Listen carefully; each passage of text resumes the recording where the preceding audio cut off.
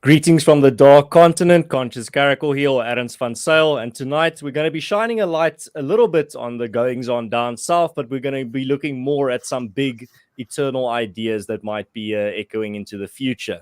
So tonight, joining me is someone that some of my subscribers might know, seeing as some of you have shared his content with me, and that is Dylan Gous, or he is also known as Existential Delight on YouTube. He is a YouTuber that describes his channel as the opposite of an existential crisis, and we're going to be getting into what that means tonight. But firstly, welcome on the show, Dylan. Hi, Adams. Thanks so much. It's good to be here. No, it's excellent having you on, and I'm looking forward to the conversation. So let's start off with something simple. I mean, a question that any YouTuber, I think, has pondered themselves, and that is, why did you create your channel? What drove you to start creating this type of content? That's a good question, and surprisingly not the worst one for me to answer.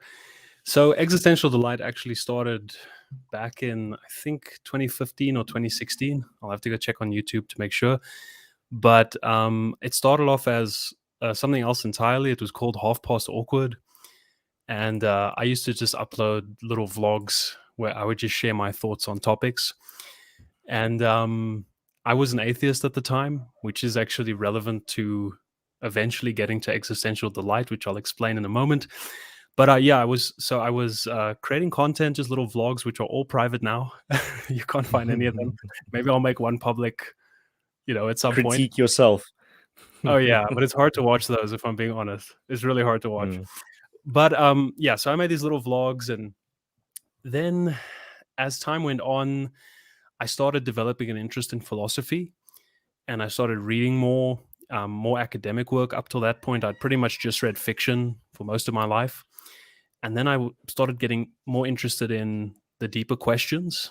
And that interest had been there since I was younger, but now it was more palpable in that I was actually sitting and trying to understand life a little bit better. And so, of course, the things I'm interested in are kind of making their way into my vlogs. At the same time, a friend and I were thinking of creating a podcast. As all friends do. As all good 21st century male friends do. And we couldn't think of a name. And one of my suggestions was Existential Delight. And I loved it, but my friend didn't. And I told him it's like the opposite of an existential crisis, right? Because everyone these days, especially back then, that was sort of at the time of new atheism had really taken its stride. You heard a lot from the Four Horsemen, Sam Harris, Richard Dawkins, Christopher Hitchens, and Daniel Dennett. I was invested in that material. I was watching a lot of those debates on YouTube, like a lot of people of our generation were.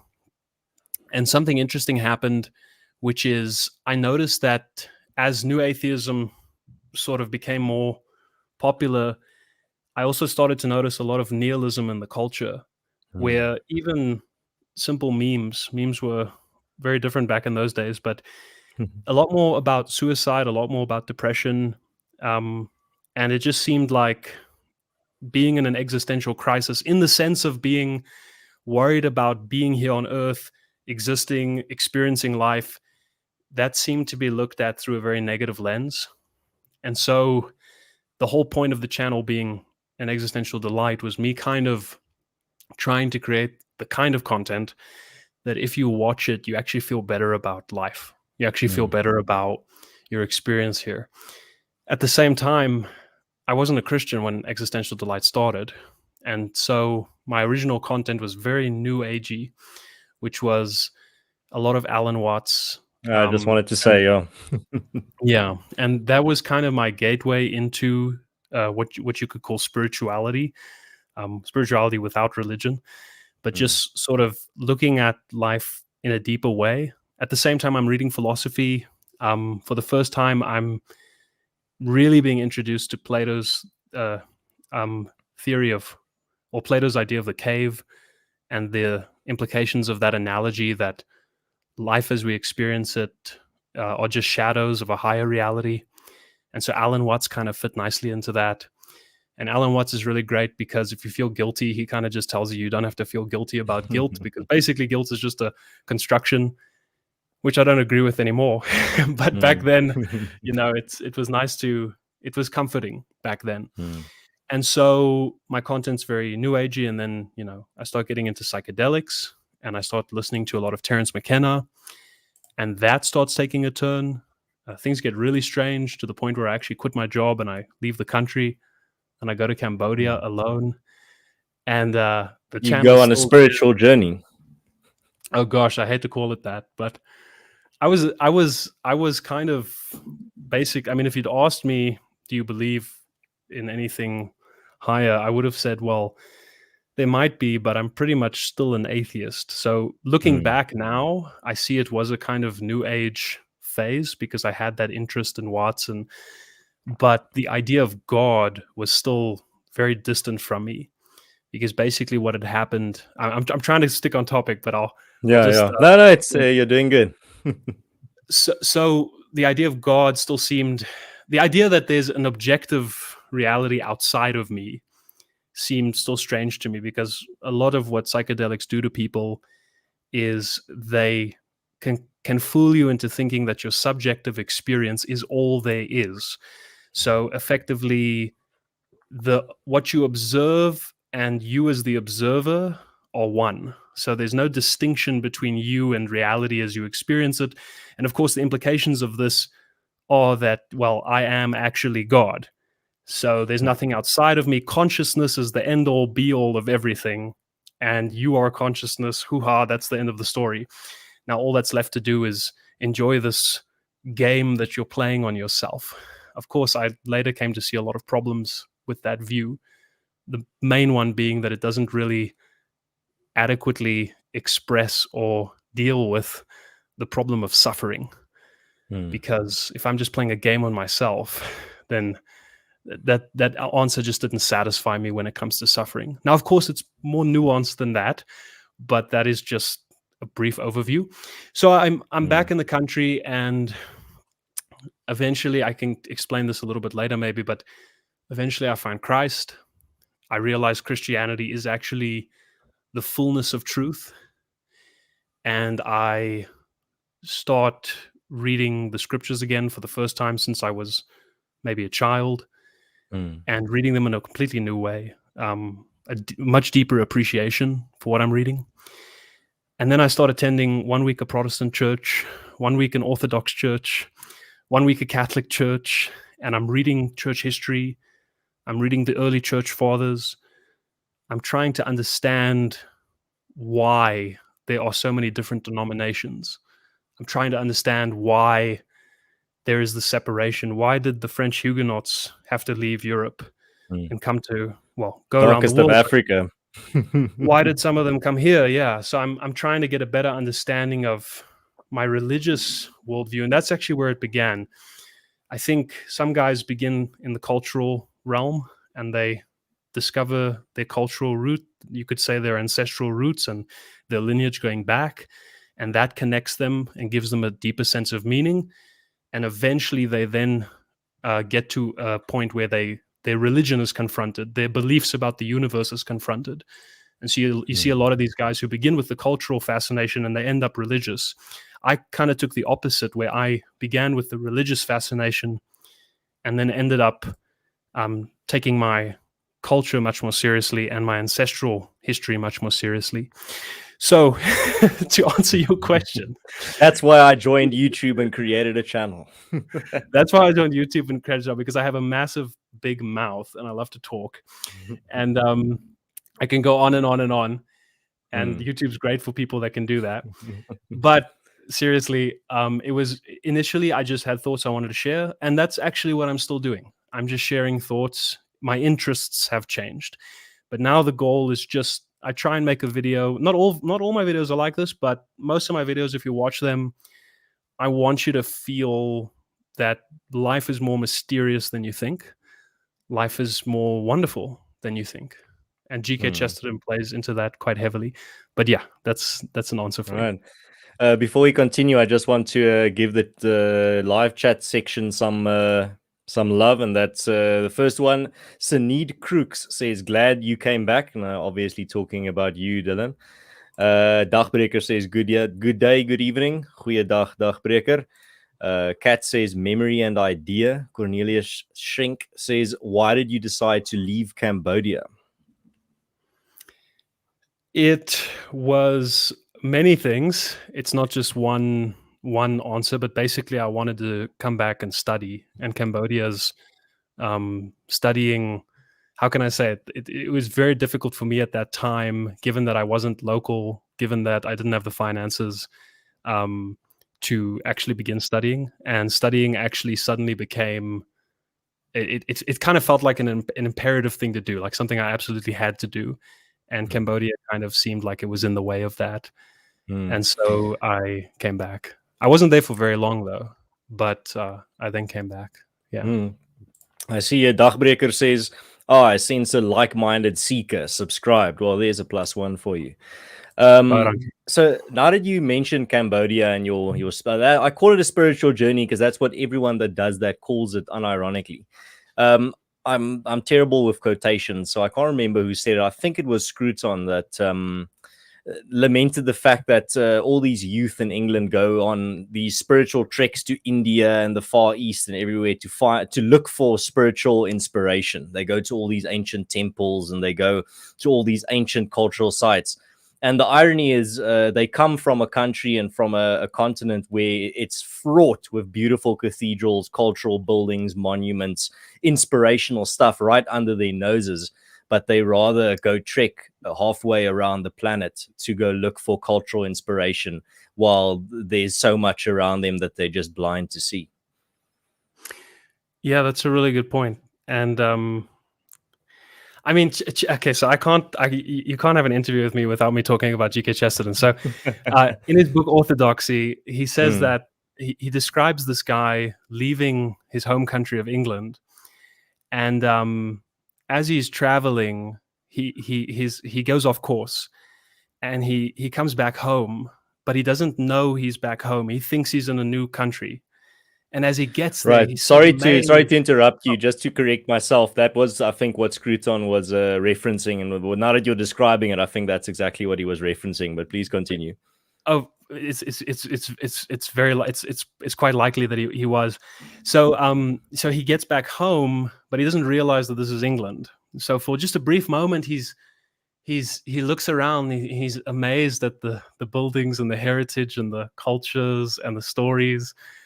And he thought he'd discovered something new, but what he really discovered was, it wasn't that he needed to see new lands. He just needed to see the same lands with new eyes, right? Which is a really old but really true and wise idea. And I had the same experience when I came back from Cambodia. I looked back at South Africa with new eyes, and it was absolutely beautiful. And so I just want to say, if maybe one or two things about what you mentioned about people going to find themselves in other countries. Obviously, there are a lot of benefits to travel, right? I don't think anybody's going to disagree with that. Like going overseas. No, I'm not an anti-travelist. Oh, can't stand those guys. But yeah, so like there's a lot of benefits to traveling. In some ways you learn more about your own country when you visit other countries. But this idea of going to find yourself, speaking now as a Christian, which is really the only way I can speak, obviously it's not about finding yourself. It's about denying yourself and looking for God. And in that process, you discover yourself. So a lot of people go somewhere to find themselves, but even if you do find yourself, that's not necessarily going to give you what you're looking for, because the self is well, it's at the end of the day, it's not God. And Saint Augustine said it: our hearts are restless until they find their rest in Thee. So we're not going to find comfort until we find comfort. Like I said, I'm terrible with quotes, but and I'm not gonna just claim that this just came to me. There's this one quote of "I'm home when I'm back where my ancestors sleep," and that's pretty much South Africa for me, being a 9th generation of my family here. Just some more stuff in the chat before we continue. Let's see. Bolero 393 says it's like when Odysseus returns home. Oh, absolutely, good comparison there. Hardy Dave says new eyes, I like. And then Sideliner Opinions actually says something that I'd like your opinion on to maybe elaborate a bit on. He says all humans have a spiritual side which haunts them if they neglect it. What are your thoughts on that sentiment?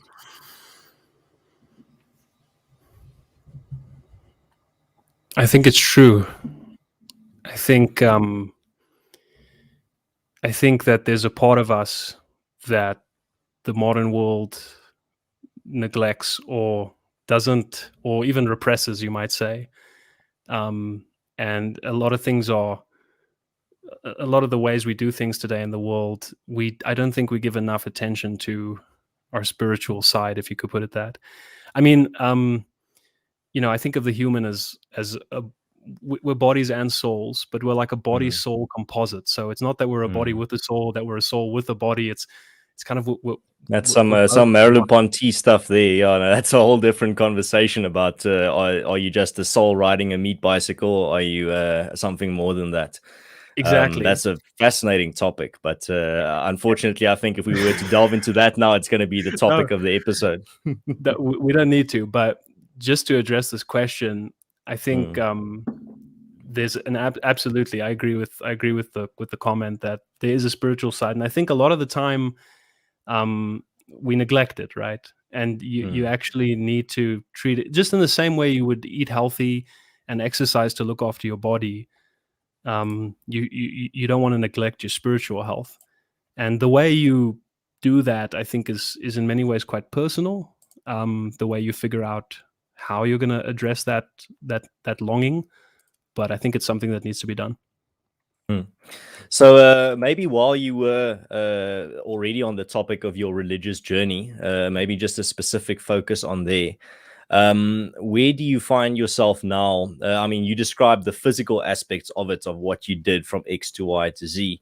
But where you find yourself now more on an abstract level, spiritually, do you feel that river has been unclogged in your body, and that there's some flow and some freshness and some rejuvenation there? What's your current status, if I can use that word? It's not exactly the word I'm looking for, but I think you know what I mean.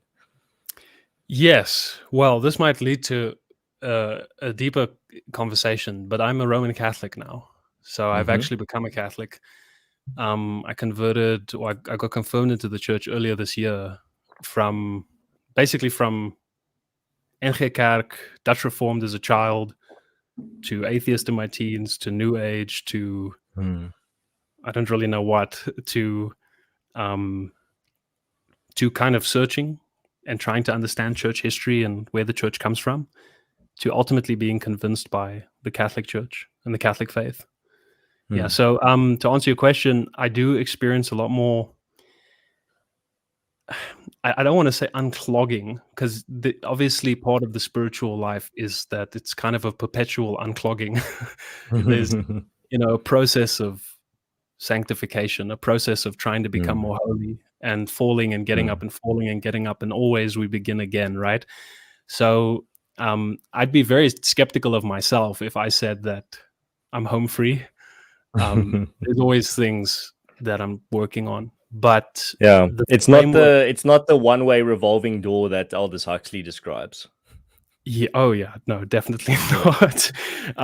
But the framework of my understanding is a lot more clear. I have reasons for why I believe the things I do now, which I didn't have in the past. And I don't wrestle so much with inconsistencies, which was something I had a lot when I was New Age, when I thought that, we are effectively God. I mean, if you want to talk about contradictions, it gets pretty rough. So there's a lot of, I would say there's a lot of peace now. Now I know what I believe. Now it's about exploring that territory and mapping out that landscape and applying it to my life. So I don't do many debates on my, just one last point, I don't do many debates on my channel about Catholicism versus Protestantism, etc. In some respects, just because I'm too busy trying to just get myself in line and figure out how am I going to apply this to my life, that I feel like once I'm a little bit more comfortable there, then I might branch out to other topics. But yeah. Mm. So, speaking of your channel and exploring your own spirituality and your religion, there's one writer and thinker and philosopher that really features a lot on your channel, and that's G.K. Chesterton. We've already referenced him earlier in the conversation. Maybe just let's start off with a simple lead in there. How did you discover his works, and then you can go from there and explain what you find valuable within what he writes. Great question. So I discovered him actually in an Alan Watts lecture. So Alan Watts was actually pretty heavily influenced by Chesterton, and also I heard a few people mention him. So Slavoj Zizek as well mentions Chesterton. He calls him his favorite theologian. And I heard a poem that Alan Watts said initially, but he didn't say who the poem was by. And then I loved the poem so much that I went and looked it up, and it was by Chesterton. And then I just searched it. I think I'm trying my best to piece together how it actually happened. But I think I probably would have noticed one of his books or one of his, something he'd written probably in his bio. And that was very likely the book Orthodoxy. And that book was the first book by him I bought. I went on my phone and because it's extremely hard to find Chesterton in South Africa, I scour secondhand bookshops and I found one or two books by him, but they're pretty few. I haven't been able to find one, so you're a luckier man than me. They're very hard to find. I think I got them before you got there. But what I did was I went on my phone and I went on Google Books and I bought his collected works, and I mean it's like 30 Rand, right? So it's I'll let the Americans work out the exchange rate. I'm too scared to. But I just read Orthodoxy, and I could never understand people that dedicate their whole life to studying Shakespeare, or that dedicate their whole life to studying some specific author or some writer. But when I read Chesterton, I really had this sense that I could happily dedicate the rest of my life just to studying this guy's thoughts, just to studying this guy's thinking. And there's so much. I mean, it's not going to be an afternoon's work. Never. I mean, and even just, okay, so on one level, there's so many books, so many novels, so many essays, but then each book and each novel and each essay is so deep. And then each chapter, I mean, I'm working through Orthodoxy right now on my channel, right? I have this live stream series, and I'll take one chapter and I'll literally read every sentence, and I'll read the sentence and then I'll just talk about that sentence. And sometimes I'll talk for 10, 15 minutes on one sentence, just trying to explain as best as I can what I think he's trying to say. And I'm using commentaries to kind of guide me as well. But it's so dense. And I think the thing, just to get back to your question, I think the thing that he did was he made Christianity romantic to me again. And I'm using that word very deliberately. Yeah. He made it magical again. He made it beautiful in a way that I looked up from the book and I looked outside, and it's almost as if I was looking at a different world. And that's looking at the world with new eyes. Exactly. But with a clearer vision. Like I could see things. I mean, I love Chesterton ultimately because he tells the truth. That's why. Because that's a very succinct way of summing it up. Yeah. No, he's amazing. Saneed Crook says reading Chesterton is like drinking a fine wine and smoking a good cigar. I should mention that's actually my wife. All right. Then you're in good company, it seems. I see Sideline Opinions actually has a very hefty comment here. He says, religion is a candle inside a multicolored lantern. Everyone looks through a particular color, but the candle is always there. Oh, it's a quote. Oh, thank you very much, Sideline Opinions. I'll chew on that a little bit. Dagbreker says, re-enchanted is how I described it. So it seems like he's also had a similar experience to you, and that's why I always love the live chat here, because there's always so many interesting new perspectives that come in and add to the content. I mean, sometimes I just want to look at the live chat and sometimes even forget that I'm part of the show that they're listening to, because really I always commend my audience for their inputs here, question wise and comment wise, is always very, very interesting and nice. So while you were describing there what G.K. Chesterton, well, how you discovered his works and what you see valuable in them, you have a myriad of videos on him on your channel, but there's one video that stood out to me that I actually shared quite a few times with a lot of people, and that's his that one about Jesus on the cross, about God being for one single moment an atheist. It's really a phenomenal quote. And I actually went and found the entire quote just in text form as well, so I can send it to some other people that didn't maybe have the time to listen to that video. But you did a masterful job of turning it into a different medium, but still having a very preserving the meaning within it. This is a hard request, but could you, in a very brief sense, sum up what the central idea of that quote is? What G.K. Chesterton is talking about there? Yeah, and maybe the quote isn't on the screen at the moment, so you're going to have to put that context in your answer, please. Sure, I'd love to. So Christ is fully human and fully divine. Fully God, fully man, not 50% man, 50% God, but all aspects of divinity, all aspects of humanity. Think about that, all aspects of humanity, including the sense of separation from God, including the sense of being cut off from God.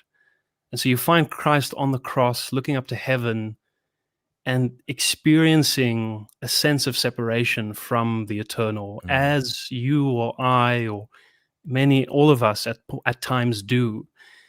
Now, I've got to be very careful how I phrase this, but you could imagine that something that God might lack is limitation, because God is, and for Christ to look up to heaven and to say, "Lama lama sabachthani," my God, why have you forsaken me? Christ, in that moment, shows us that there is no point we could be at where we are not with God, because even God himself has been through the point of feeling cut off from God himself. So even when you're an atheist, Christ has been there. There is no experience that a human could undergo that you cannot find Christ right next to you, suffering through it with you, which is, I think, one of Chesterton's greatest insights, that realization. And I mean, it's in some ways such a controversial idea that he actually prefaces it by saying, I'm gonna touch on something that the greatest saints and thinkers have not dared to touch. Yeah, and that he's limited by human speech itself in what he is describing. Exactly. And I think that's a very important point to realize, is ultimately we are discussing what I think are just mysteries. I mean, the incarnation, God becoming man, I think you can discuss it, you can talk about it, and you can even enjoy talking about it. But there's a certain point that you get to where you just words fail you. You can't get further. And I would say, obviously, there are commentaries on that section that might have a slightly different read on it. But what I just told you about Christ touching on everyone's human experience, and that moment, Christ, search all the creeds, search all the religions, you'll never find one in which Christ is both a rebel and a king. Christ is both the most holy man and the most tortured, the most innocent, and at the same time the greatest victim. You have these extreme parallels, these extreme ends coming together in Christianity. You have fully God, fully man. It's not one or the other. It's both. But that's what it means to be all-encompassing. That's what it means to be complete. I mean, I would have read the entire quote, but it's a bit long. So I'd rather have, just to give my audience a disclaimer, there is a link to Dylan's channel in the description. I'm going to show his channel at the end of the episode anyway. But there is, you'll see what's that video called specifically? I think it's There Is Only One by G.K. Chesterton. You'll see it as a purple thumbnail, and it's G.K. Chesterton's face. but that video covers the entire quote, and there's a part of it that's very much, I think, sums it up very well, where he says, in the Garden of Eden, Satan tempted man, but in the Garden of Gethsemane, God tempted God. And I think that pretty much is a very nice condensed sentence for that you can unpack that quote from. I think the majority of that quote is contained within that sentence. Yeah. No, if you're listening to this right now and you haven't read Chesterton, I highly recommend you check out Orthodoxy by Chesterton. And I should point out, orthodoxy is not, it's not like Orthodox Christianity or Catholicism or Protestantism specifically. It's how he became a Christian, and in the C.S. Lewis mere Christianity kind of sense. Chesterton has later books where he describes his conversion to Catholicism, but Orthodoxy is a great, any Christian can read it. You'll love it. It's very, like that comment from the chat says, it's very stirring stuff. Yeah. And Herman J. Ruiz, also guest on the channel on the previous episode, says it is our human nature that stands in the way of our faith, to understand the light as a guide on the road ahead. We fell, we rose so that we can understand him. And that's the thing. That's where I think I remember this one tweet once where someone asked, like, just an innocent question of, do you think Jesus suffered from things like a cold or having a bad day or stubbing his toe? And I thought to myself, well, of course he had to, otherwise he wouldn't be fully human without those little struggles, those small things that heap up and make life very difficult sometimes, even though on their own they might not be so bad. But if you're already having a terrible day and then you get sick as well at the same time, those things heap up. And I think that's what's so beautifully captured within that quote of Chesterton, is that for God to be fully complete, he also had to encompass even that side of humanity, even the atheistic, doubtful side, the side that, as you mentioned, I think quite rightly, I think the vast majority of Christians go through at some point in their life, whether that be in their childhood or even on their deathbed. I think it is something that is definitely something that a lot of people can relate to. And I see Groen Hondkat says the Bible is the ultimate Red Bull. I actually said something similar, where there was once a tweet where someone asked, recommend one word to one book that would Red Pill someone. I was like, just the Bible. Just read the Bible, man. It's not going to be something by Evola or something by one of these more like classic Red Pill writers. Just read the Bible. It's definitely one of the biggest Red Pills you can have. I see just before we continue, Hardy Dave asks, does Dylan have a YouTube channel? Yes, he does. It's called Existential Delight. There's a link in the description for those that are too lazy to type that into the search bar. You can highly recommend it. It's quality stuff. So, Dylan, there's something else that I wanted to touch on that I think is very important to our conversation. Now, you've talked about your spiritual journey. We've talked about the importance of faith in your life and how it enriches your life. But there's something else that I think that stems from that, and that is family, marriage, finding someone that you love and protecting the sacred, not just being a modern man and indulging in the hedonism of modernism and of the modern world. What are some of your thoughts on these themes? I mean, there's a lot to unpack here. I mean, it's not a simple question, but what are some of your thoughts on the living the good and righteous life in regards to things like marriage and having children and having a family and being a good man? So, yeah, like you said, it's a big one to unpack. So I'll maybe kind of break it down and just give you a few thoughts on each, starting with marriage. First, let me say, don't let the modern world fool you. Marriage is wonderful. Marriage is really beautiful. It's hard work and it takes effort. But you get out what you put in, and what you get out is so amazing. And I think that, having said that, it's not something you want to rush into either. You want to work on yourself first, rather than finding somebody who's gonna that you think is gonna make you who you need to be. Yes, they will improve you if they're a good partner. They will challenge you and they will help you become the best version of yourself. But at the same time, you can't be you can't go into it thinking, okay, I need this other person to literally build me from the ground up. Like, you've got to have a pretty sturdy foundation from the get-go, and they can maybe add some decorations and some furniture Right. building. So that's like very basic level thought on marriage.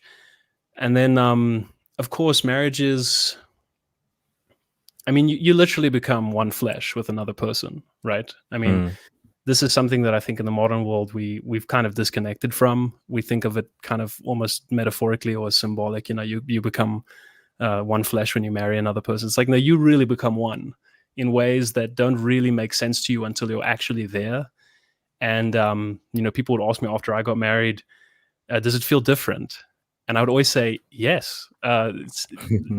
Before actually sacramentally getting married in front of, I mean, think about it. You're saying a vow in front of hopefully people that you care about, people that care about you, family members, people that have raised you, people that have looked after you. They're sitting right there looking at you, and you're making a vow in front of all of them and the person you're marrying's family, who've looked after her and raised her, and you're both doing that before God. And if I can just add a quick tangent, I don't know if you've seen Ernst on, sometimes you'll see online, there'll be a little board that says, pick a seat, not a side. This is a marriage. You've seen something like that, right? Yeah.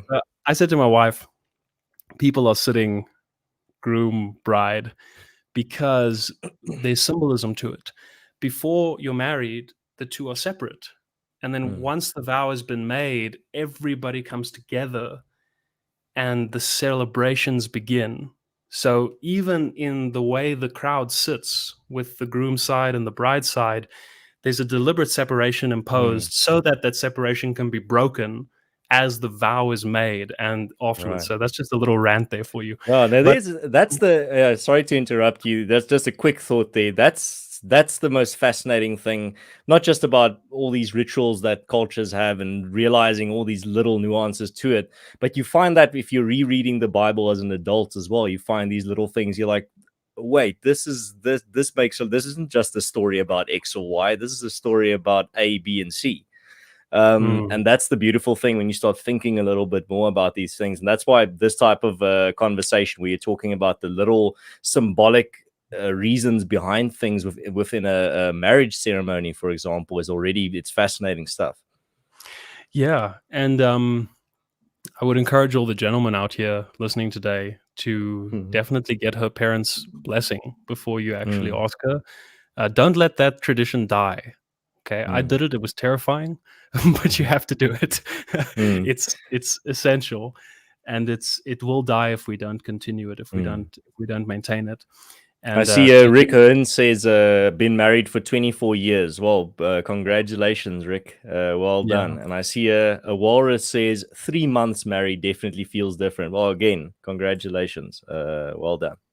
Yeah, I'm sure Rick could teach us many a thing or two.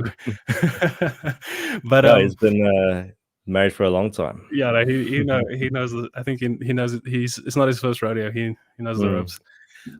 But yeah, so I would just say, like, the whole ceremony, and also this is something I don't think people talk about a lot, is the whole preparation and leading up to it, the stress of trying to organize everything. And we had a fairly small wedding, but no matter how you spin it, you're spending money in some way. I mean, even if it's just the petrol to get there, you're spending money. And then you've got to provide food, and it can add up quickly. And yes, that is unfortunate that is the way it happens to be. But at the same time, you grow as a couple in the process of planning the wedding and the stress that you go through, and you actually learn things about each other in that stressful situation. I mean, some couples, they break up in the planning phase, and in some ways that is actually, a breakup's better than a divorce. So in many ways, it's not just about the day, it's about the whole leading up to it, the engagement process. It also serves a very important purpose, that final test. Well, not final test, but a big test before the commitment. Yeah. And so it's not like you have it's not like engagement is something separate from marriage. I almost see it as one whole extended tradition / ritual that you kind of get to partake in. You don't have to do it; you get to do it. It's part of what I think. Like you don't.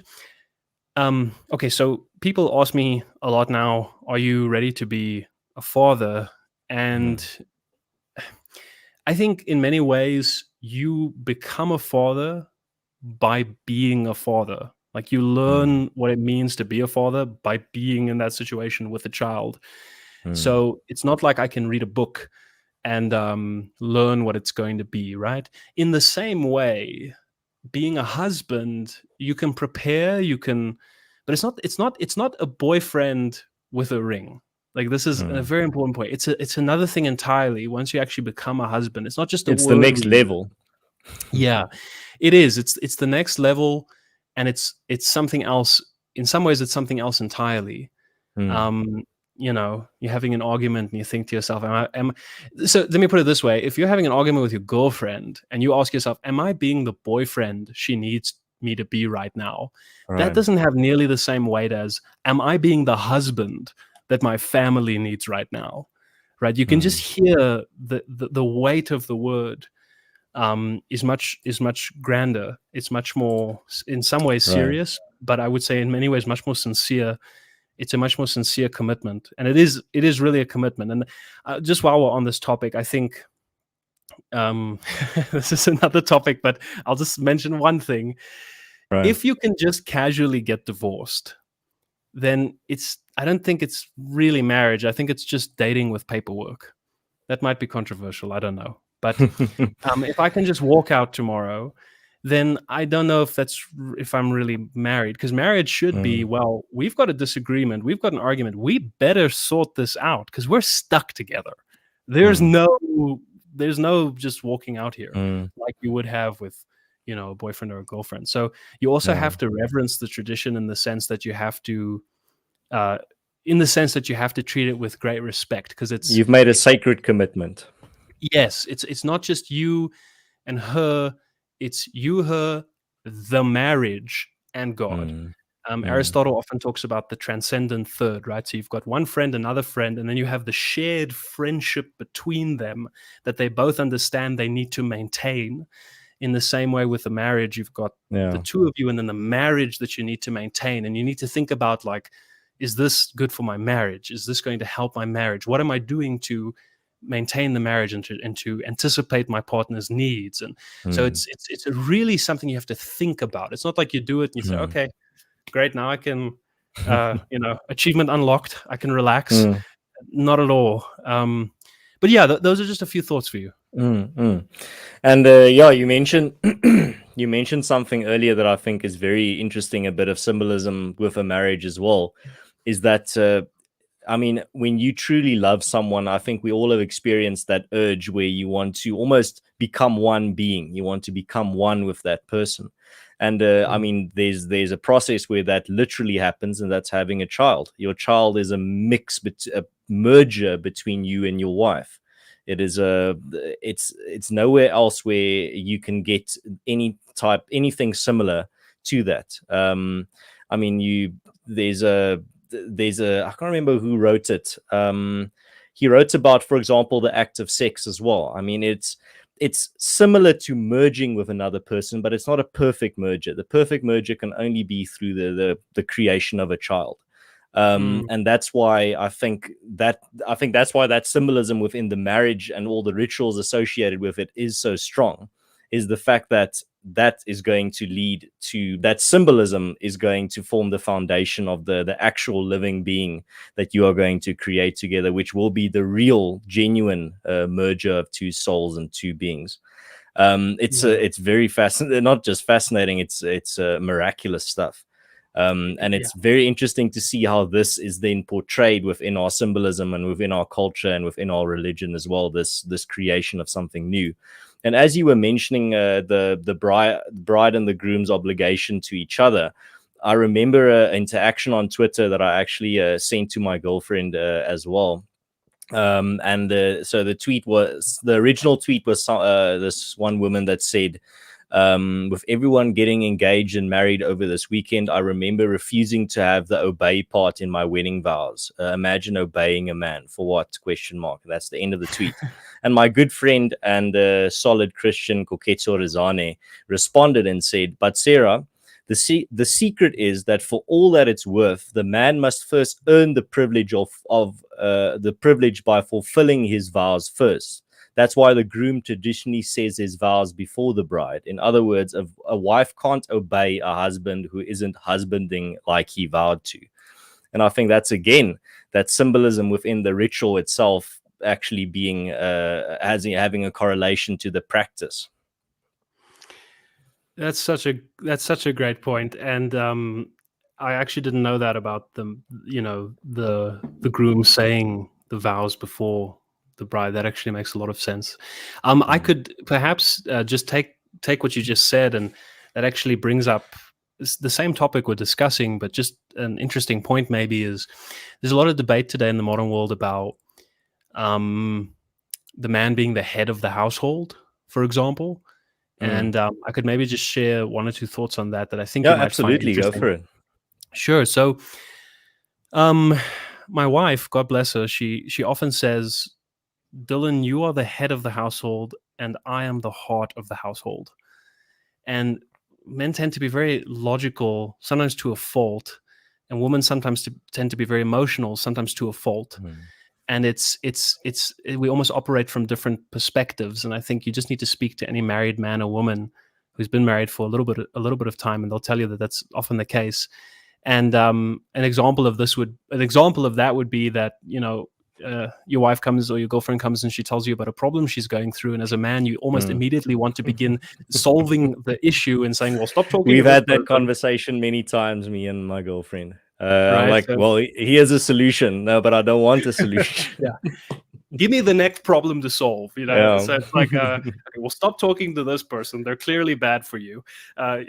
Stop having this friend.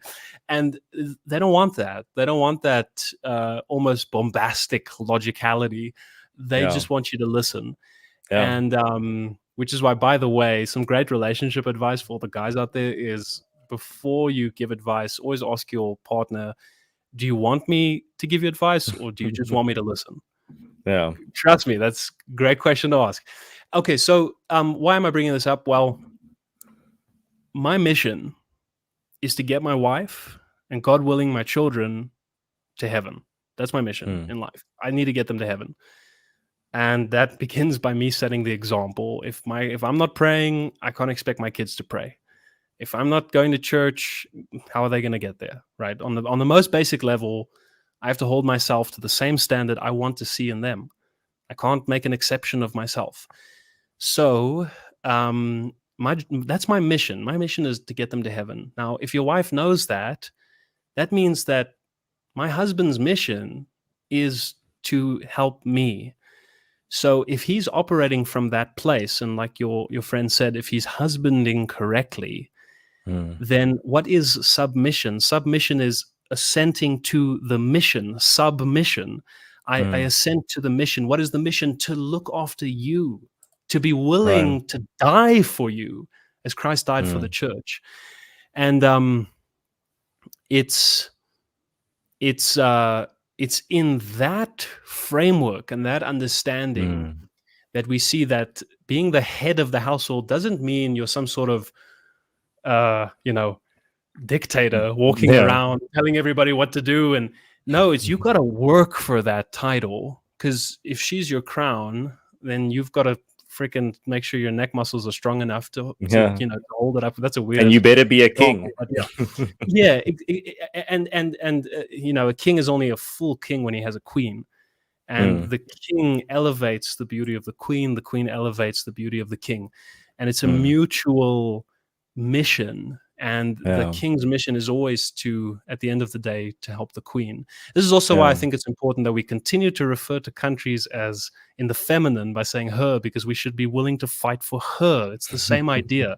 It's the idea of sacrificing, the masculine sacrificing itself for the feminine, which is exactly That's what why you're it's not such supposed an to do. abhorrent idea to see a female conscription now in the United States. I think it was this year that they're now starting with like full female conscription as well. I can't remember exactly what the story was, but I've told my girlfriend as well, like the most horrific situation I could ever imagine you in is within in a war. I would never want to send you or your daughters into war. It's the most horrific situation. I would never want to have that happen. But for some reason, for the sake of equality, now we're fighting to send women to war to suffer just like the men. And it's the most evil, like abhorrent thing I can imagine. I might share a controversial quote with you from Chesterton. But he said, this is not exactly what you're saying regarding conscription, although I do agree with you. But he said something interesting about feminism. He said, feminism has been mixed up with the muddled idea that a woman is free when she serves her employer, but a slave when she serves her husband. And it's this almost the sense of, why would you want that? why would you? Not that I personally don't think. I personally don't think that. I think if you want to work, I don't think there should be laws telling you you're not allowed to. But having said that, I would. One of the reasons I work is so that one day I can create an environment where my wife doesn't have to work, because I want her to have that freedom. And it's in some ways, sometimes you hear this word getting thrown around online, degenerate, or avoid degeneracy, embrace X. And it's just, think about that word, right? Degeneracy, degenerate. It's like, well, to generate is in a sense to create. To degenerate is to destroy, to break down. Right. And it's, in this sense, it's a satanic force, because one of the descriptions of Satan is the scatterer, right? God brings things together. And so any institution that is just scattered, Satan is entropy. yeah. It's the opposite of order and logic. It's the opposite of logos, of Christ. But anyway, that took a turn.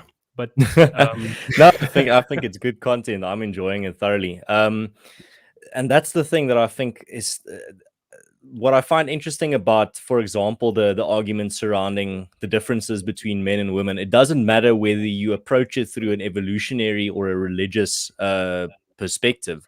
In both scenarios, you get to the conclusion, but there's a reason why there's two sexes and not just one, why we don't just multiply through cloning ourselves or whatever. From an evolutionary angle, you would argue, but the female of the species serves a specific role and the male serves a specific role. From a religious angle, the same applies, where men were created for a specific role and women were created for a specific role, and they only form a unity when they work together. So I mean, that's one of the big abominations of our time, is where we are trying to turn women into subpar men and men into subpar women. Yeah, man, it's definitely it's definitely I think sad when and in some ways I think I don't think you can necessarily put the blame on women or put the blame on men alone, right? I think there's guilty parties on both sides, because again, there's always nuance to these situations. But in a way, I think men do have to do what we can, and that might mean challenging our male friends when they do have this kind of degenerate view of what it means to be a man. And I don't mean go around picking fights with people, but I mean just living out, doing what you can do, which begins by just living out what you think you should be as a man, just trying to get yourself right, and then working outwards from there. I mean, that idea has proliferated a lot in the culture today because of Jordan Peterson, right? Beginning with the self, but there's a reason it's proliferated, because it's pretty much true. Right. I could maybe say something interesting about you mentioned the role of the male and the female, the role of the man and the woman. you could make. So one of the unique things about Christianity is that God actually is love. So God isn't Mm, love is not an attribute of God. It is God. So when you see an act of love out in the world, you're actually, in a sense, seeing God. And think about it. Love. To have love, there needs to be a lover, there needs to be a beloved, and there needs to be the mm, shared love between them. So you have the lover, the right. Father, you have the beloved, the Son, and you have the shared love between them, the Holy Spirit. So you could almost think of God as a family. And Mm, so you see imprints of Trinity within creation itself, imprints of the Creator within creation. And one of those examples would be, you have heaven and earth, and right. then you have man, humankind, where heaven and earth meet, right? Heaven and earth meet within man, and we ourselves are a composite of heaven and earth. You have the body, which is kind of like earth, and you have mind, you have soul, which is like a composite of heaven. So the spirituality goes on levels down all the way to even how you experience yourself. And then in a relationship with another person, you have also this reality of family, because like I said, you can almost think of God as a loving relationship. Right. Pulling that and implementing it in your own family and your own group, right? In your own, not group, but in your own Mm, matrimonial commitment. mm. No, absolutely. No, that's some great stuff, Dylan. Thank you very much. We're reaching the end of of this episode now. And maybe to remind our audience, this is the last episode of 2021. We're almost at 100 episodes. We're going to reach that Wow. in 2022. But yeah, well, I'll do a little bit of an outro speech before we say goodbye. Firstly, I just need to fit in the last episode of the year. I also just need to remind you that I've been lucky enough to have been sponsored for these episodes, and that's by Bitvice. And like I've always told you guys, it's a company run by people that I know, so it's not some type of dodgy business. Bitvice is the only self-custody place to buy Bitcoin in South Africa. What that means is that if you buy Bitcoin through them, unlike any other exchanges, they never hold your Bitcoin for you. They send it straight to your own self-custody wallet, and meaning that regulators can't freeze your Bitcoin and hackers can't steal it. So if you have been thinking about getting into crypto or just have some questions about it, there's a link in the description to their website. Go check it out. They are very friendly. They'll help you through all the steps. They helped me as well to just buy a little bit of crypto. So good guys, and go check them out. Dylan, thank you very much for this enlightening conversation. We didn't even get to everything that I wanted to cover because there was so much meat on the bones. But I'm going to give you opportunity now for some final thoughts. Don't feel rushed that you have to fit it in within 3 minutes when the hour is done. Just let it go in regards to the topics and themes that we touched on tonight and what you want to leave the audience with, maybe for the new year ahead. Well, I don't know if there's anything specific I could say, but I guess I'll just speak maybe as a Christian and just tell the guys that if you are considering Christianity, you're kind of on the fence about it, I'd really encourage you just to actually almost live as if it's real and try praying as if there might be something there. You might be surprised, and then also.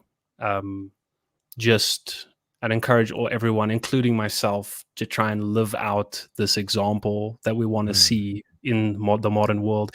It's really easy these days in online discussions, in even interviews like this, for us to sit here and point to what other people are doing. right. But really, if we want to see change, it's going to come with us living that out in the world. And I think that's something that that's a challenge, that's a cross we should Mm, all bear, right? And I was mm. also to say thank you so much for the opportunity to be on the channel. It's so refreshing to talk to a fellow South African.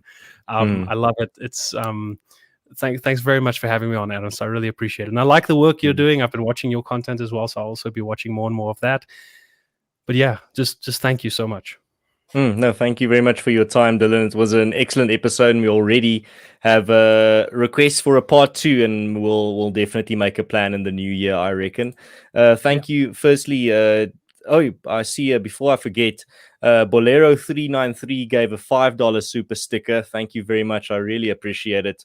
And yeah, so yeah, I'm just gonna check here and give some attention to the chat before I close this out. Sideliner Opinion says, "Thank you, Dylan and Adams, for reminding us of the things of value in our cultures which have become unfashionable but at a hefty price." No, absolutely. I see. Walrus says, even if the right has to build on the sideline, we still need good, honest, capable fathers. Absolutely. Be Smart says, nice tan, CC. Thank you very much. I've been working outside in the vegetable garden. That's what's going on. Walrus says, great stuff. Thank you very much. And Rick Hearn says, very nice. Cheers. So, guys, thank you very much for tuning in. Everyone in the live chat, I always say this at the end of the episode, but I sincerely mean it. Thank you for all your questions, for your input, for your profound and funny comments at the same time. Adds to the content, and I love putting your comments on the screen as well to make it part of the content. I think that's really great, and I thoroughly enjoy your participation in the conversations as well. That brings us to an end of Stream of Consciousness for 2021. Thank you for everyone that's been tuning into every episode. Thank you for everyone that's been sharing. Thank you for everyone that's subscribed throughout the year and that's left a like and comment. I really appreciate it. And we're very close to reaching 7,000 subscribers. So looking forward to that milestone. And yeah, I hope you guys have an excellent week. And if you're new to this channel and you like this type of conversation, you can subscribe. I can't tell you who's going to be the next guest. That's going to be up to future Ernst in 2022. But there's a lot of guys that I'm definitely considering that I'm going to be inviting on the show. So check that out. And then lastly, if you are late to the stream, there is a link to my guest channel in the description. Existential Delight is the name of the channel. You can go click that. The stream is almost done, so you can now go over there and start binge watching a very large database of excellent top quality content. I definitely give it my seal of approval. So go check that out after the stream. And I see here everyone in the chat is also very much appreciating the content. Thank you very much. I'm just giving you some airtime before you say goodbye. So cheers, guys. Have a good one, and God bless.